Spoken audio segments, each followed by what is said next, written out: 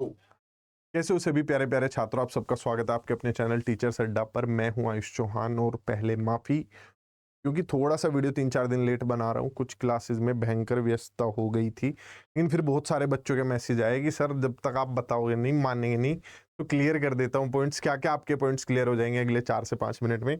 एक तो कि क्या वैकेंसी पे स्टे, डिले, कैंसिल, क्या वो सारी चीज़ें हैं। दूसरा 7-8-9 अक्टूबर को ही क्या एग्ज़ाम हो रहा है या फिर एग्ज़ाम नहीं हो रहा है तो कब होगा। इन तीनों पॉइंट्स पर चर्चा कर लेते हैं।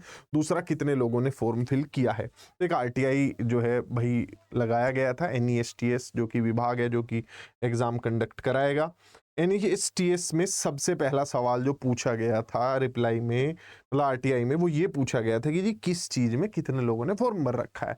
और जैसा कि स्वाभाविक था, कहेंगे कि अभी नहीं बता सकते, रीज़न क्या है, अभी अभी फॉर्म भरे गए, करेक्शन विंडो भी ओपन नहीं हुई थी अभी, तो मतलब प्रक्रिया आधे अधूरे में ही लटक गई थी, तो कैसे बता देंगे। ये चीज़ तो काफ़ी बाद में जाके बताई जाती है। अगला पॉइंट कि अब कोई पूछेगा तो क्या पूछेगा, फिर पूछेगा एग्जाम डेट क्या है। वही पूछ लिया कि एग्जाम डेट क्या है, वो भी कभी नहीं बताती हैं ये। जितनी भी एग्जाम कंडक्टिंग बॉडीज होती हैं वो यही कहती हैं कि हमारी वेबसाइट देखते रहना, और कहा भी वही। लेकिन इसमें एक सवाल बड़े काम का है, बड़ा जरूरी है, और उससे जितने बच्चे मेरी रेगुलर वीडियोस देखते रहते हैं वो तो अवेयर हैं ही कि स्टे लगा हुआ है इसमें। वैसे बच्चे ने तो पहले पूछ लिया कि भाई स्टे लगाया कि कैंसिल हुआ, हाई कोर्ट ने लगाया कि किसने लगाया है, तो उसका रिप्लाई भी आ गया है। Reply honourable high court Uttarakhand का जो है ये स्टे है, ठीक। इन्होंने कह दिया कि हाँ जी प्रोसेस पे स्टे लगा हुआ है। तो स्टे लगा हुआ है, वीडियो पहले ही मैं बना चुका हूं, स्टे लगा हुआ है जिसकी अगली तारीख 17 अक्टूबर है। क्या मुद्दा है भाई, ये हमारे स्कूल अभी तक जो थे लगभग 101 के आसपास हुआ करते थे, और ये इनकी जो वैकेंसी थी वो राज्य सरकार कॉन्ट्रेक्चुअल बेसिस पे निकाल लिया करती थी, अपने वहां भर्ती करा लेते। बाद में स्कूलों की संख्या जो है बढ़ाई गई और लगभग 700 के पार पहुंचाने की जिम्मेदारी ली। केंद्र सरकार ने कहा कि हम 38,480 नए पद बना रहे हैं इन स्कूलों के लिए। वित्त विभाग ने, निर्मला सीतारमन जी ने उसका बजट भी पेश किया संसद में, बताया भी कि इतना इतना खर्चा होगा, सारी चीजें जो फॉर्मेलिटी होती है वो हो गई। लेकिन वो जो कॉन्ट्रेक्चुअल टीचर्स के बारे में अभी मैंने आपको बताया था, उनके मन का डर, कॉन्ट्रेक्चुअल जॉब तो पर ईयर के हिसाब से होती है, हर साल रिन्यू होती है, लेकिन उनके मन का डर है कि अगर परमानेंट टीचर आ गए तो हमें कहाँ कोई रिन्यू करेगा। और वो इस डर के कारण पहुंच जाते हैं माननीय हाई कोर्ट उत्तराखंड में। उत्तराखंड जब वो लोग पहुंचते हैं हाई कोर्ट में, तो वो आधार बनाते हैं केस का कि राज्य सरकार भर्ती करेगी, केंद्र सरकार क्यों भर्ती कर रही है। ऐसा केंद्र सरकार का पद केंद्र सरकार के और एग्जाम राज्य सरकार ले लेगी, ऐसा तो आज तक कहीं हुआ नहीं है। कोर्ट को समझ नहीं आया होगा और पहली उसमें हियरिंग में स्टे लगा दिया। 17 अक्टूबर को अगली हियरिंग है, बिल्कुल बेसलेस है। EMRS को नोटिस वगैरह गया होगा ताकि उनका बंदा जा सके कोर्ट में। अब वो पहली हियरिंग पे बिल्कुल क्लियर कर देंगे, जैसे KVS है भाई, सैलरी केंद्र सरकार को देनी है, पद भी उन्हीं के, और वैकेंसी भी वही भरेंगे अपने स्टाइल में। वही हमारे इसमें भी होगा, केंद्र सरकार की वैकेंसी है, पैसा उनका खर्च हो रहा है, और राज्य सरकार को जिम्मेदारी देना भी चाहेगी ना केंद्र सरकार कि चलो आपको ये जिम्मेदारी दे देते हैं, आप जो है इस चीज का फायदा उठा लेना, या आप लोग जो है इसका मतलब भर्ती करवा लेना।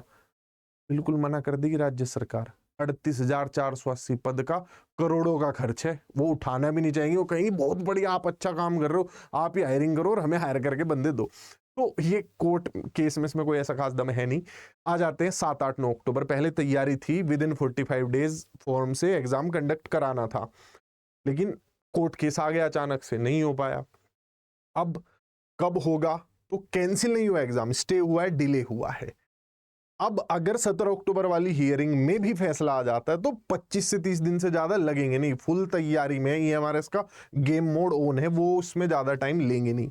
जितने बच्चे जागे हुए थे जगते रहेंगे। आप सिर्फ एक एग्जाम पे फोकस नहीं करेंगे, DSSB के लिए भी आप लोगों ने मेहनत की हुई है।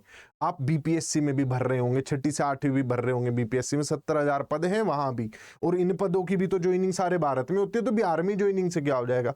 तो सब जगह को एक तैयारी मान के तैयारी करो, जागे रहो, सोना नहीं। अच्छा, जो बच्चे तैयारी करना चाहते हैं हमारे साथ जुड़ के वो कर सकते हैं। EMRS के TGT के भी बैचेज हैं, EMRS के PGT के भी बैचेज हैं। आप किसी बैच में जुड़ सकते हैं विद जनरल पेपर। इनमें आपको सारी चीज़ें जो है मिल जाती हैं। कैसे आप इन बैचेज तक पहुंच सकते हैं? गूगल पर जाइए, सर्च कीजिए अड्डा 24/7, वेबसाइट आपके सामने आएगी। पहली वेबसाइट पर क्लिक कर देना, यहाँ पर ऑल कोर्सेज लिखा है, सारे तो आपको चाहिए नहीं।